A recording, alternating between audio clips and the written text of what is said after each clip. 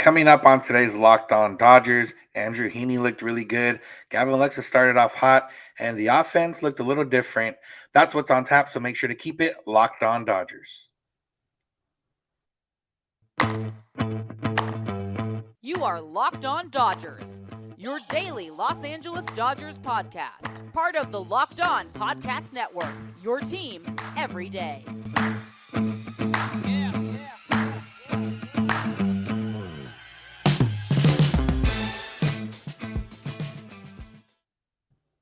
Yo, Dodger fans. Welcome to Locked On Dodgers. We are part of the Locked On Podcast Network, the number one local sports daily podcast network. Locked On, your team every day. I want to thank you for making Locked On Dodgers your first listen of the day every day, and remind you that you can search for Locked On Dodgers wherever you get podcasts and on YouTube, and we're free. Even easier, subscribe in all those places, and you'll never miss a day because you know we're not going to. If this is your first time listening or watching, I'm Samperio, here with my co-host Jeff Snider. We are lifelong Dodger fans just like you. We've also spent some time in the press box and the locker room, so we have a little bit different perspective, but we remain the smart fans perspective on your boys in blue every weekday morning. So go ahead and subscribe wherever you listen or watch, and let's talk Dodgers. Jeff, Dodgers won in a game that ended up going about 5 hours or 5.5 hours almost because of a rain delay. But rain delays are fine when the Dodgers end up winning, and that's what happened. Offense broke out late in the game, and then the rain delay happened. But either way, the Dodgers got their runs in. Andrew Heaney looked really good. That's going to be our first topic of the day. Andrew Heaney had 15 swings and misses, apparently found a new grip and a new pitch in Colorado during a bullpen session, and looked like a completely different pitcher than he did in the spring. Yeah, and the Dodgers signed him because they knew he had good stuff and they thought there was something they could unlock. We knew he was a project, and I don't think though that any of us necessarily expected the project to pay off like this in his first start. And we have to temper our expectations. He's going to have a bad start, I'm sure, at some point. It's not just going to be nowhere but up from here. But the fact is, he looked great. He should have gone 5 innings. He got a double play ball to end the top or bottom of the fifth. That unfortunately Trey Turner, instead of getting 2 outs on, he got 0 outs and allowed a run to score. I assume that was weather related. Trey Turner doesn't generally just fall over for no reason. But Andrew Heaney, 4 1/3, no earned runs, should have been 5 innings, and looked great. And like you said, it wasn't flukish. He was getting a ton of swing and misses. And Joe and Eric talked on the broadcast about how the Twins hitters looked like they were facing a pitcher they hadn't prepared for it. And that's because they hadn't prepared for him, because this pitch he was throwing is something that no one has ever seen him throw, because he's never thrown in a game before. And it's a crazy thing to, as a major league pitcher, go out and say, well, I'm going to go experiment in a game and see what happens. And it worked for him. It'll be interesting to see as the word gets out and as the scouting report gets out, his next start, teams will be expecting that new shape of slider. And so we'll see if it's as effective.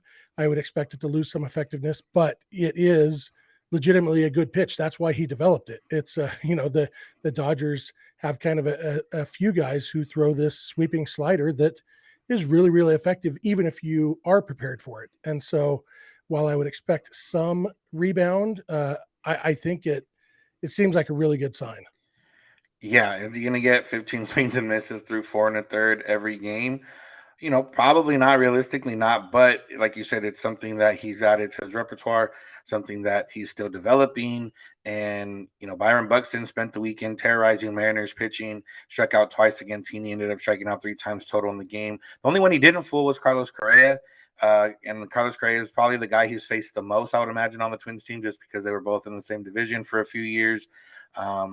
Didn't quite fool him, but fooled everyone else, and that's what at the end of the day ultimately mattered. And kind of like you said, a big difference from what we saw in spring. We had already seen, I had seen an article and a couple people kind of talking about Heaney and saying like, why is he automatically in the rotation? And Roberts had mentioned that he's in the rotation because he's more comfortable. Tyler Anderson started as a piggyback type of guy and everything else, and it does. I mean, I would like to use this as a point that it goes to show that spring training, doesn't matter to a certain extent. But he didn't really have this pitch in spring training. We knew that he was toying with a new curveball grip, but this is not this is completely different. This is more of a sweeping slider type thing.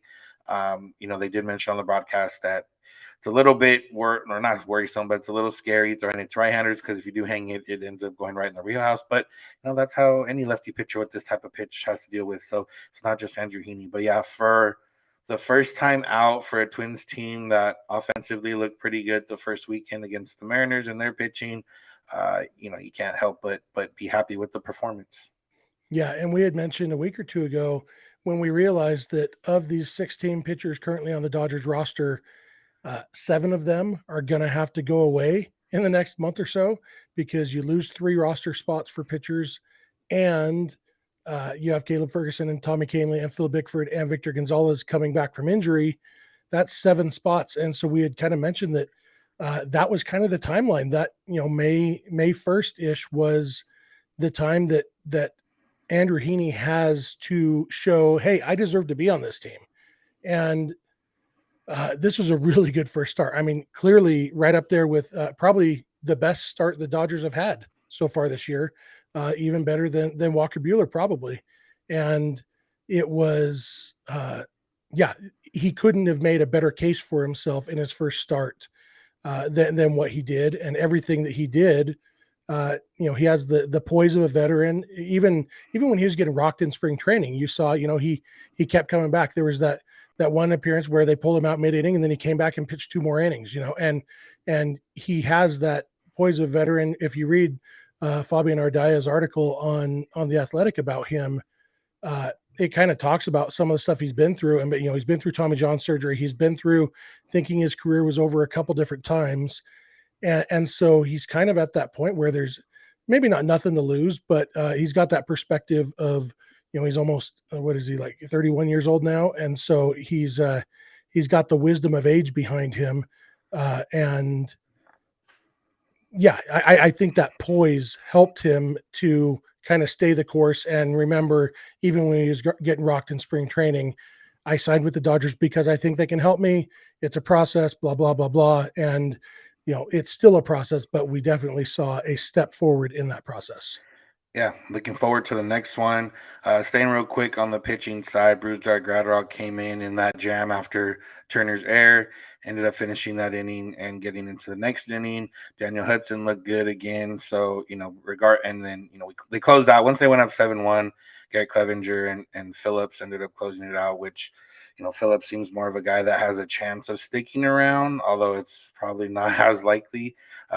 Clevenger's more of a guy that will probably head out once the rosters go down or once one of these other pitchers comes back. But, for the fact of Graterol and Hudson looking good, just another good sign for the bullpen. Yeah, and David Price made his season debut. Yeah. And, in really rough circumstances, the rain was coming down pretty hard when he came in. He walked the first batter he faced, but then he got out of the inning, got the third out. And all in all, to be thrown in that situation, hey, you haven't pitched in a competitive game in 8 months. It's a downpour. Why don't you go out there and get this third out for us in a 1-1 game? Tough situation, and he got the job done. We didn't really get to see enough of him to really know what to expect, but it was successful anyway. Yeah, exactly. All right, we're going to talk about another guy who's been successful at the plate, Gavin Lux. First, let's talk about Built Bar. Built Bar is the best tasting protein bar out there. I don't know, maybe Gavin Lux is on Built Bars because he's been hitting the ball pretty well, and they are good for you. They are great tasting. They're all covered in chocolate. They taste like a candy bar, but they do not have the macros that a candy bar has because they are low calorie, low sugar, low carbs, high protein, high fiber. Not only do you get the typical or best candy bar taste, but you get something that's a little bit more healthy and good for you. You can use it whenever you need, as a snack, as your breakfast, whatever it is. Built Bar is there for you whenever you need it, and they can be there for you at 15% off. If you go to built.com and use the promo code LOCKED15, that's 15% off at built.com with the promo code LOCKED15. Thank you for making Locked On Dodgers your first listen of the day every day. For another listen, check out the Locked On Now podcast with recaps of MLB games with analysis from all the local experts. Taking fans through the season like no other network. The Locked On Now podcast has you covered. Just imagine us for other teams. Some are solo, some are double. But either way, Locked On Now podcast. Check it out. Free and available wherever you get podcasts. All right, Jeff. So far in this season, we're all happy about Gavin Lux, but as someone who continued to drive the Gavin Lux train, I know you're smiling a little extra with the start that he's had so far. Specifically in the game, Gavin Lux had two of the top three exit velocities. He had two of the top three distances of balls hit, and he has continued to be a force down there in the number 9 hole, currently hitting 417 with an OPS of 967. Yeah, Gavin Lux can hit. That's the bottom line. And when he gets a chance to play every day, like he's getting, I've been really pleased to see that for all Dave Roberts' love of tinkering with lineups, Gavin Lux has been in the lineup every day. He's played second base 3 times, and he played left field once. And I love that. That we may see him get his first day off here this morning after a long day. I don't know though. Against Chris Paddock, I guess Paddock does. Is he still relying on that changeup, or Lux is has one he? of the youngest. I doubt he's getting the day off. Yeah, that's probably true. I was just thinking because you look at the guys who are likely to get a start. Hanser Alberto is one of them, and second base might be an easy spot to slot him in. But yeah, maybe they give Chris Taylor the day off again. He's already had a day off. Anyway, I don't know what they're going to do, but Gavin Lux has been in there every day so far, and he looks great. And I'm not surprised. I'm very pleased, and I'm maybe relieved is the word. I know it doesn't actually affect me how well Gavin Lux does, but like you said, I've been driving the Gavin Lux train for a couple of years now. I've never wavered on my opinion that Gavin Lux is going to be a very good player, and it makes me feel good for him that that he's doing it. And he looks, Eric Karras was commenting a couple times during the game about just what a veteran he looks like, taking pitches that are really close, putting good swings on the ball, everything about him. He looks confident at the plate. And for me, I feel like that's the most important thing for Gavin Lux is to go up there confident because he can hit. And it's just a matter of going up there confident. And we'll see, the Dodgers really haven't faced a lot of lefties so far yet this year. Other than I think opening day was the only lefty starter they've faced so far. And they're not going to today. But I'm sure Gavin Lux will get days off this season, and when he does, they will be against lefties. But overall, Gavin Lux, he's a hitter, and he is an athlete, and he's great. And I actually, maybe I'm changing topics before you're ready for me to, but I actually love him in the 9 spot. Even though I saw people tweeting out move Lux up in the lineup, he's the only guy hitting. But once Mookie Betts and Freddie Freeman and Trey Turner do get hitting, having Gavin Lux right before them, it basically just lengthens that lineup. They called the number 9 spot the second leadoff man because basically you got Lux with speed who can get on base, and he's not going to slow things down for the guys after him, and can just kind of after the other than the first time through the order, he can be that second leadoff man. And really, I like the way the lineup lines up like that. Yeah, I think the main point there is, what you mentioned, what Carol said about the way he's approaching his at bats. And we've heard it just about every game so far of, him laying off certain pitches that he wouldn't have laid off before. Because if you go back last year, a week into the season, he was hitting 368 with a 988 OPS. So we've seen, him have a hot week or a hot streak like this before. But what we haven't seen is some of the stuff, like you mentioned, laying off certain pitches. I mean, he even himself called the 2-run single on opening day his favorite at bat of his career so far, just because of what he did to get to that point. Taking the count 2-2, and then ended up coming with a 2-out RBI hit to kind of start the scoring there, replacing when he hit the big home run against the Mariners last season. So he just seems to have a little bit different mentality in terms of his approach at the plate. And like I said, Mark, he's comfortable. He knows that the Dodgers traded AJ Pollock with the intent of getting him more at bats. That's always something positive in your corner to instill that confidence.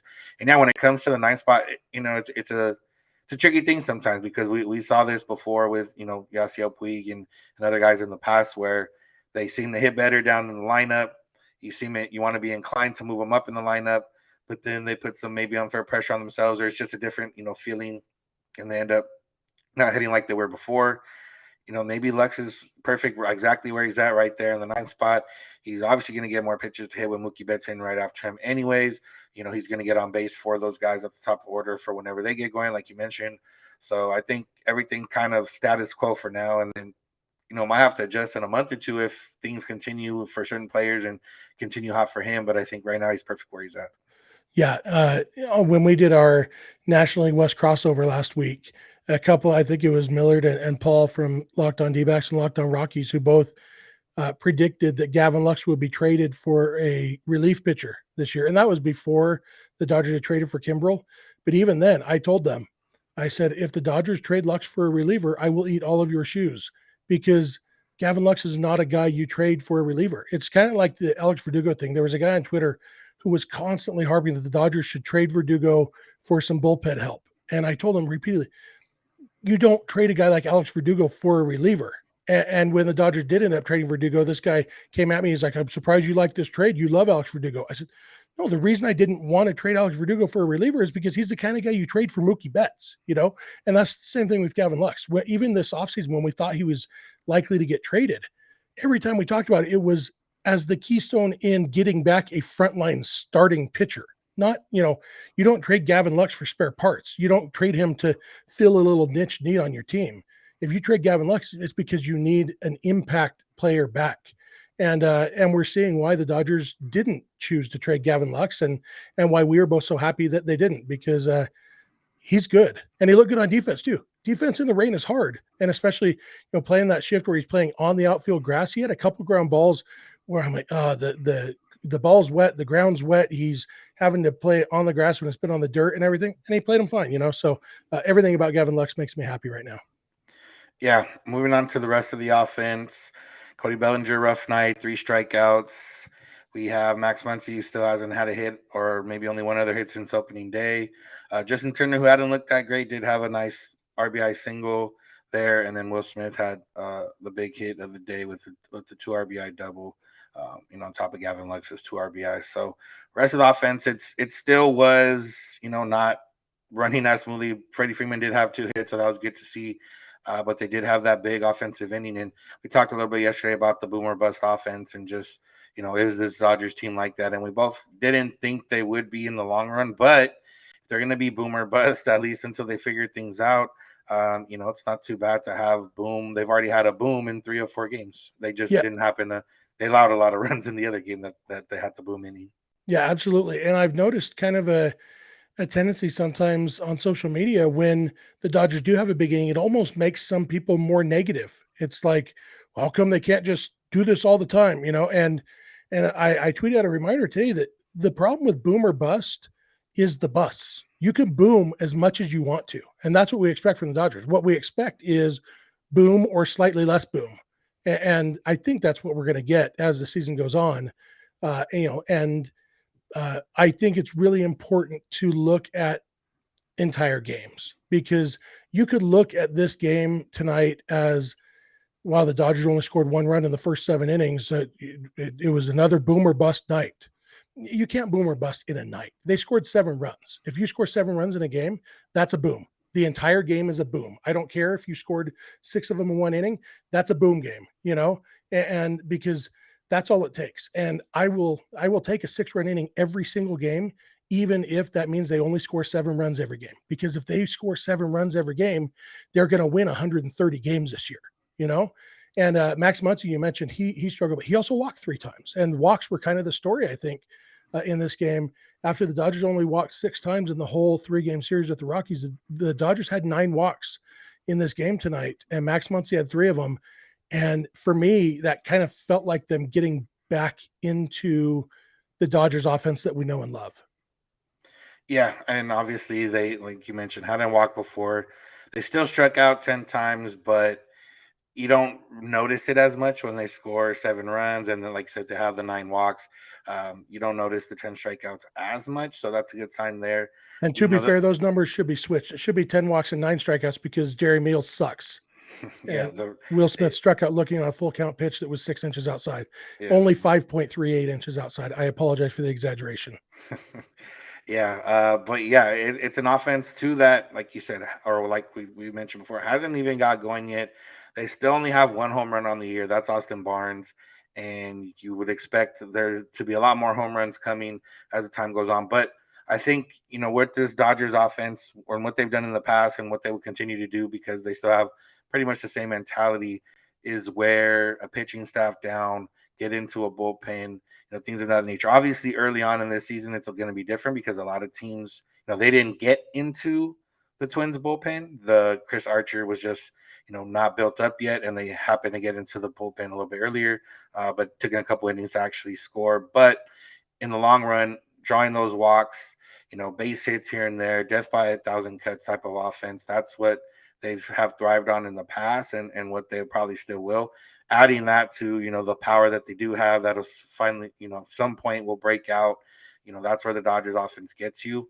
And it's kind of, with the Rockies, we saw a couple of times where Senzatella and Marquez both had pretty low pitch counts early on. We're getting through guys. And, you don't mind the Dodgers being aggressive, but when they're not hitting, it's like, okay, maybe, relax a little bit. And then when they do it the other way, sometimes they had a couple runners on early on, didn't put them in. But I'd much rather see them work the count and, not score runs than to swing at the first pitch and not score runs. Yeah, absolutely. And one of the things about this offense that is going to make it so good is it's going to be hard to hold it down for 9 innings. You can get through a time through the lineup. You can sometimes get through 3 times through the lineup without too much damage. But to win a game, you generally have to get through a lineup 4 times. And it's going to be pretty uncommon this season, I think, for an offense this good to go down 4 times without putting up a pretty decent fight. Yeah. Anything else from the offense, Jeff, that you want to mention? Or from the rest of the game? No, that was I guess the other time Will Smith got jobbed again, got a ball 4 stolen from him again in his next at bat, and almost as bad a call as the one he struck out. Luckily this one was only strike 2, and then he hit a 2-run double. And so I like that poise for him after getting terrible calls against him twice, to come back and hit the ball that hard, that at bat. I thought that was very mature hitterish of him. Yeah. Real quick, just looking at the game in the morning. Hopefully you're listening to this before the game because it is a little bit early for us on the West Coast. But Clayton Kershaw, will finally see him on the mound, and we get to face an old friend. Maybe this is what the offense needed. Chris Paddock is supposed to be on the mound for the Twins, I believe. So maybe the Sheriff will get the Dodgers offense going like he did in the past. Yeah, it could happen. Yeah. Moving on or sticking, I guess, with kind of Padres-ish, and Paddock was on the Padres, just going around. We had a situation with Padres-Giants. Giants jumped out to a big early lead. Game kind of slogged its way on over there. But in the 6th inning, we had Mauricio Dubon of the Giants bunt his way on, and it seemed like the Padres dugout was unhappy with it. And then you saw Gabe Kapler talk to him when he came back into the dugout.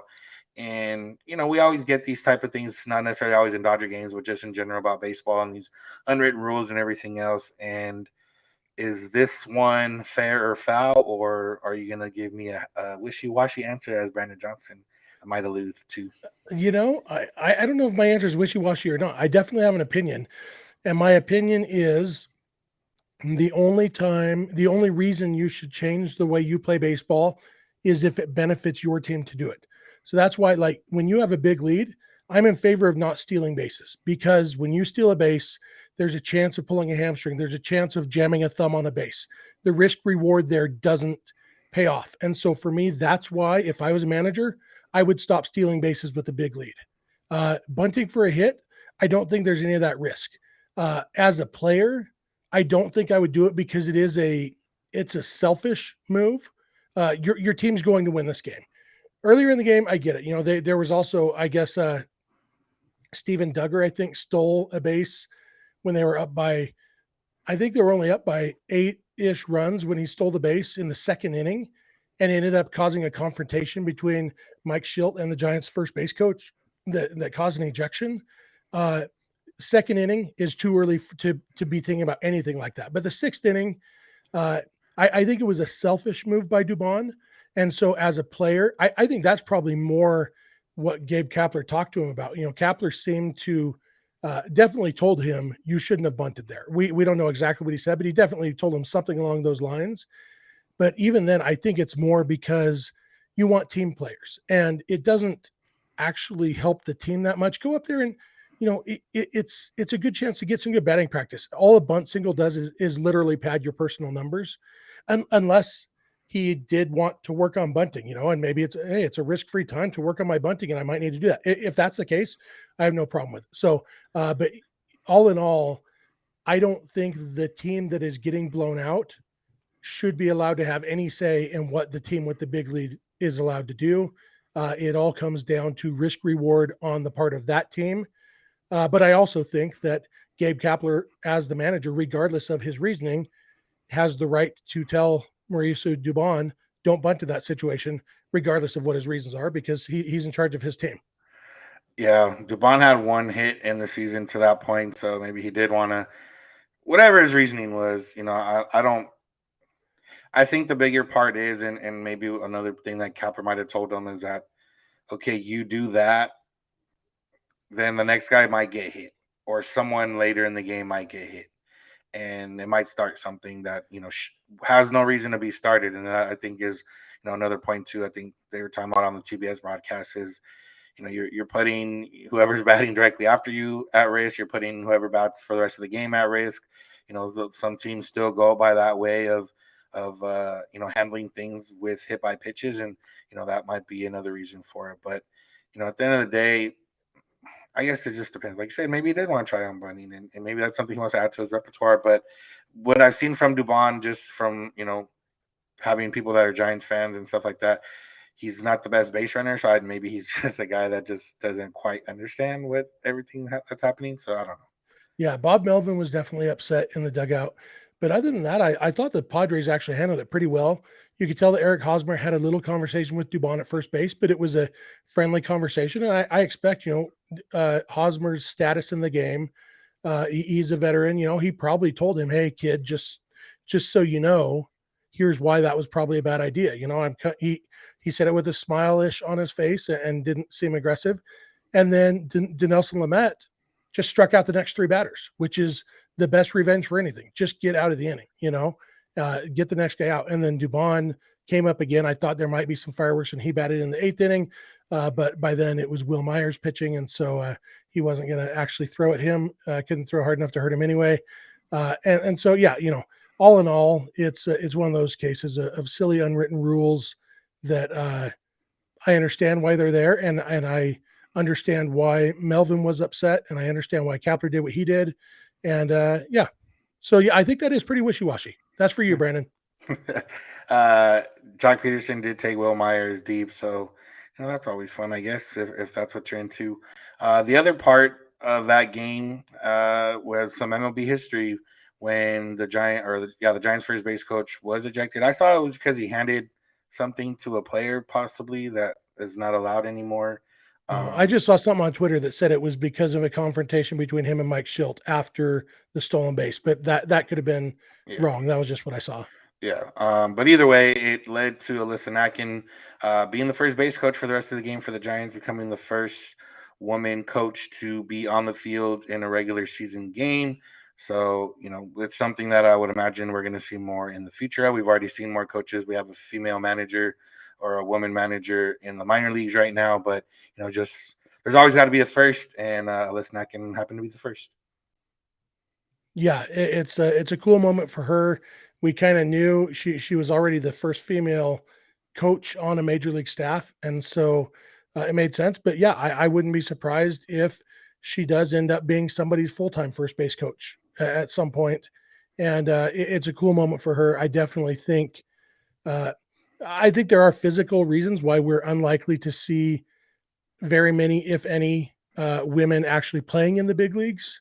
But they definitely can be coaches. I think there's a lot that they can contribute. You can know the game, and there's so much more. And we're seeing that a lot with a lot of teams, even with hiring their coaches and managers. Robert Von Skoyak, the Dodgers hitting coach, never played, and he's a hitting coach of a really good team. And so I think there are plenty of spots available, and I think that we probably will see over the years women slowly start to trickle into the major league coaching staffs. Yeah.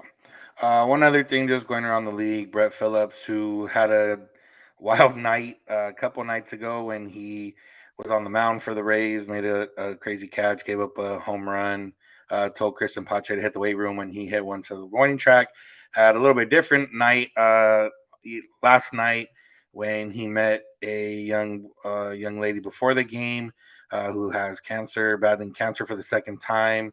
8-year-old. She gave him a bracelet and gave him a letter of why she likes him as a player. He ended up wearing the bracelet and hitting a home run. And just definitely want to highlight these types of moments in baseball, and even if it's not related directly to the Dodgers.